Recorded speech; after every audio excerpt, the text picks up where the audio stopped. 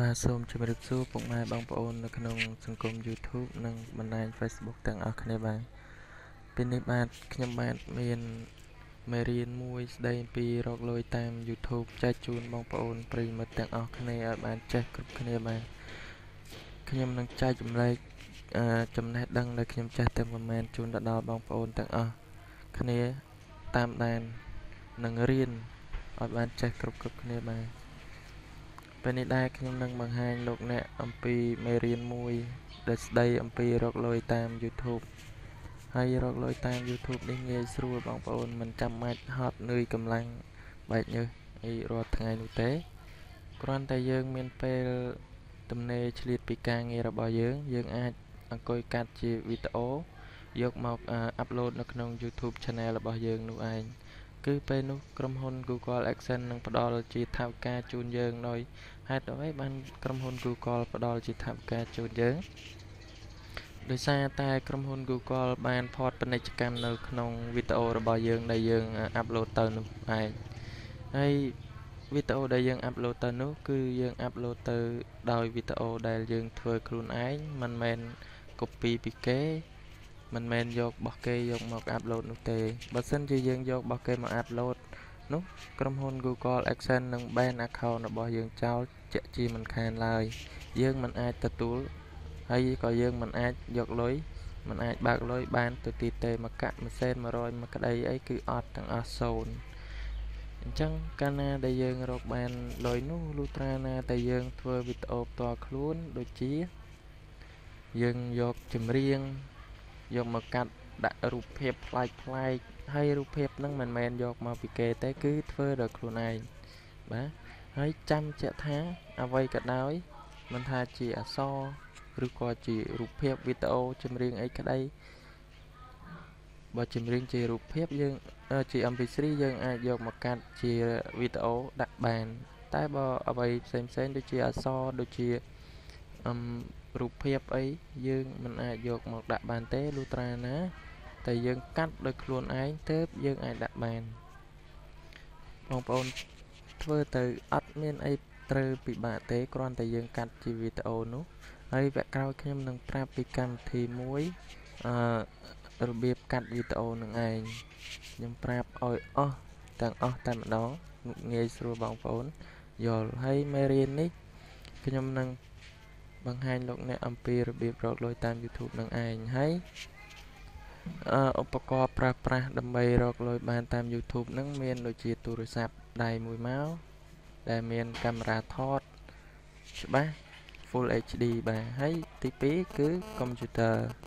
ហើយទី3នោះគឺអត្តសញ្ញាណប័ណ្ណដែលសំខាន់ជាងគេនោះគឺអត្តសញ្ញាណប័ណ្ណនឹងឯងបើសិនកាលណាយើងអត់មានអត្តសញ្ញាណប័ណ្ណទេយើងមិនអាចរកលុយតាម YouTube បានដែរ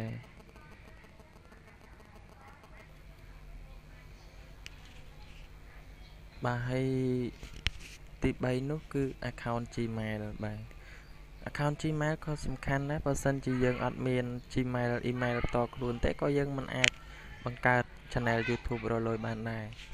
បាទពេលនេះខ្ញុំនឹងបង្ហាញលោកអ្នកជាមេរៀនទី1នោះគឺរបៀបបង្កើត account Gmail នេះឯងបាទអញ្ចឹងបងប្អូនចង់ចេះរកលុយតាម YouTube នោះតាមដានទាំងអស់គ្នានៅមេរៀនទី1របៀបបង្កើត account Gmail បាទជំហានដំបូងនោះគឺយើងត្រូវចូលនៅក្នុង browser ជាមុនសិន browser Firefox ក៏បាន browser Google Chrome ក៏បានបាទអញ្ចឹងយើងបើកវាមកពេលដែលយើងបើកវាហើយយើងសរសេរនៅក្នុងនេះខាងលើនេះយើងសរសេរថា Gmail បាទសរសេរថា Gmail រួចហើយបន្ត gmail.com បាទសរសេរថា gmail.com យើងចុច enter នឹងចេញបែបនេះវានឹងចេញបែបនេះហើយបើសិនជាយើងមាន email ស្រាប់យើងវាបញ្ចូលក្នុងនេះមកតែបើសិនជាយើងអត់ទាន់មានទេយើងចុះមកខាងក្រោមនេះបាទចុចមកខាងក្រោមយកពាក្យថា create account បាទ create account ចុចវាបកមក បាទពេលនោះវានឹងចេញមករូបរាងជាប្រភេទបែបនេះដើម្បីឲ្យយើងបំពេញព័ត៌មានបន្តខ្លួនខ្លះដូចជាlast name first name និង address របស់យើងនិងលេខកូដ confirm your password និងថ្ងៃខែឆ្នាំកំណើតហើយនិងភេទលេខទូរស័ព្ទដូចតទៅឥឡូវនេះយើងបំពេញឈ្មោះយើងមកយើងត្រូវដាក់ឈ្មោះឲ្យពិតប្រាកដបាទមិនคล้ายគឺងាយស្រួលរកលុយបាទយើងដាក់ឈ្មោះយើងពិតប្រាកដមកបាទខ្ញុំសូមដាក់ឈ្មោះខ្ញុំបាទ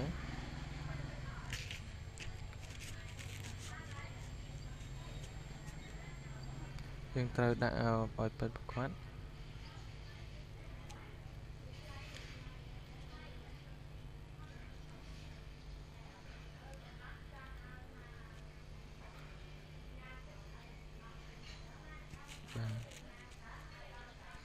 បន្តមកទៀតយើងនេះត្រូវបំពេញកន្លែងនេះគឺយើងយកទៅប្រើប្រាស់ការងាររកស៊ីតាម YouTube នឹងឯង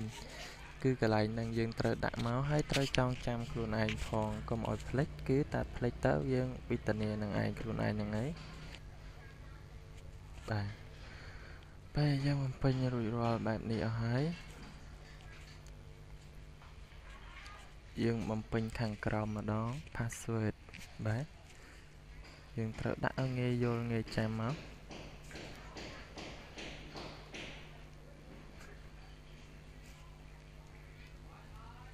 បាទយើង confirm password ទៅសរសេរកូដម្ដងទៀតឲ្យដូចគ្នានៅខាងលើនោះឯង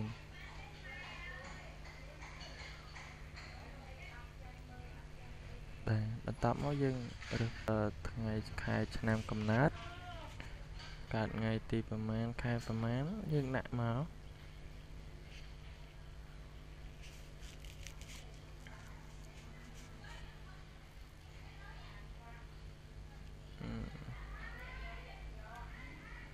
ពី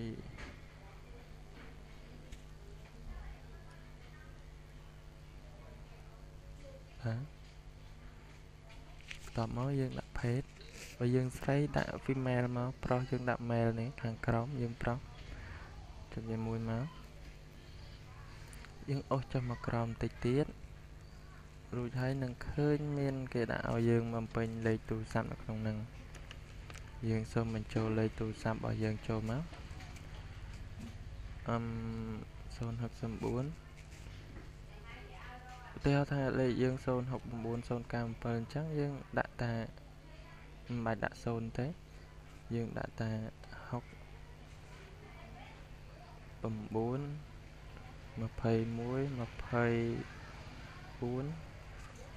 38បាទហើយកន្លែងនេះបើសិនយើងមានGmail ស្រាប់យើងដាក់ចូលក្នុងហ្នឹងមកបើសិនយើងអត់ទាន់មានទេយើងមិនបាច់ចាំដាក់ចូលក៏បានដែរយើងមកក្រោមទៀតហើយនេះយើងត្រូវមើលនេះកន្លែងនេះកន្លែងវងខ្មៅនេះបាទមានដាក់លេខប្រមាណនៅក្នុងហ្នឹងយើងវេយកលេខហ្នឹងវេបញ្ចូលនៅក្នុងនេះមកលេខដែលខ្ញុំមានគឺ151បាទបន្ទាប់មកយើងកន្លែងនេះបើសិនជាប្រទេសគេដាក់ប្រទេសផ្សេងយើងជ្រើសយកមកប្រទេសកម្ពុជាវិញមកកម្ពុជាបន្ទាប់មកយើងចុច tick លើនេះមួយមកបាទយើងចុច tick លើនឹងមួយហើយបន្ទាប់មកយើងចុចពាក្យថា next ប៉ុន្តែមុននឹងចុច next យើងត្រូវកលេសទៅមើលព័ត៌មានរបស់យើងតើយើងបំពេញសពគ្រប់ហើយអស់ឬនៅបាទបំពេញសពគ្រប់អស់ហើយបើបំពេញសពគ្រប់អស់ហើយយើង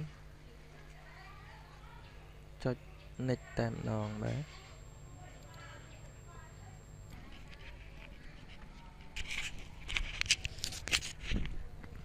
ហើយសូមប្រាប់បន្ថែមទៀតបើសិនជាបងប្អូនសរសេរហើយយើងត្រូវកត់ទុកក្នុងក្រដាសនេះ email និងលេខកូដហ្នឹងយើងត្រូវកត់ទុកក្នុងក្រដាសដើម្បីកុំឲ្យយើងភ្លេចបន្ទាប់មកយើងចុច next ទៅមុខទៀតច ចុច next បកមក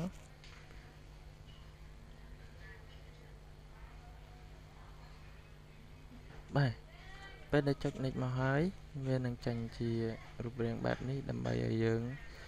confirm គេដាក់ verify your account verify បន្តមកយើងត្រូវចុចខាងលើគេនេះបើសិនវាអត់ចេញជាលេខទូរស័ព្ទយើងមកទេយើងសូមវាបញ្ចូលលេខទូរស័ព្ទនៅកន្លែងនេះតែឥឡូវនេះខ្ញុំបាននិចមកវាចេញលេខទូរស័ព្ទឲ្យអញ្ចឹងយើងគ្រាន់តែចុចកន្លែងនេះបើសិនវានៅក្រោមយើងចុចទៅលើវិញបន្តមកទៀតយើង continue វាមកដើម្បីយកលេខកូដមក verify account Gmail របស់យើងនឹងបាទចុចវាមួយមក next continue មកបាទពេលនោះវានឹងផ្ដល់ជាលេខកូដមកតាមរយៈទូរស័ព្ទរបស់យើងបាទលេខកូដមកហើយសូមឆែកមើលលេខកូដតែម្ដងបាទលេខកូដមាន6ខ្ទង់បងប្អូនបាទសូមបញ្ចូលលេខកូដឲ្យត្រឹមត្រូវមកលេខកូដខ្ញុំគឺ64 28 54បាទនេះលេខកូដដើម្បី confirm អញ្ចឹងពេលគេក្រុមហ៊ុន Google ផ្ញើមកហើយយើងត្រូវយកលេខកូដហ្នឹងយកមកវាយបញ្ចូលក្នុងនេះរួចហើយយើងចុច continue បន្តទៀត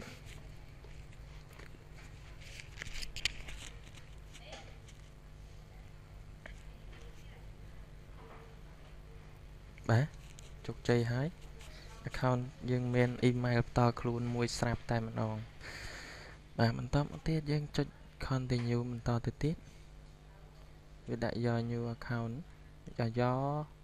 new email address is សុភ័ក្រ smartphone បាទវាថាយើងមាន account Gmail ថ្មីរបស់យើងហើយ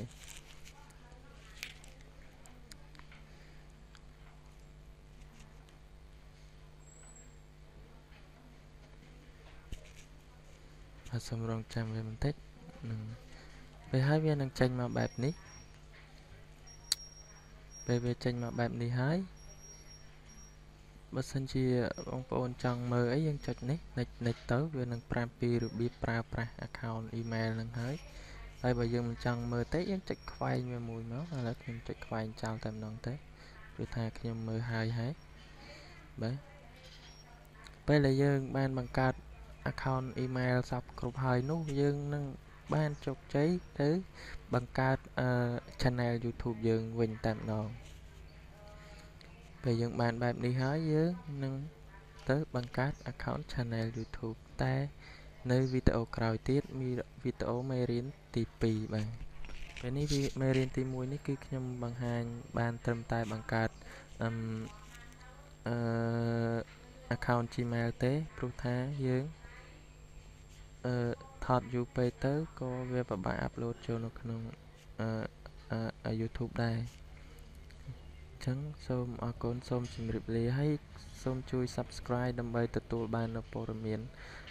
ទទួលបាននូវមេរៀនប្លែកៗពីខ្ញុំបាទដូចតទៅទៀតខ្ញុំមានមេរៀនជាច្រើនដូចជាខាង software ទូរស័ព្ទ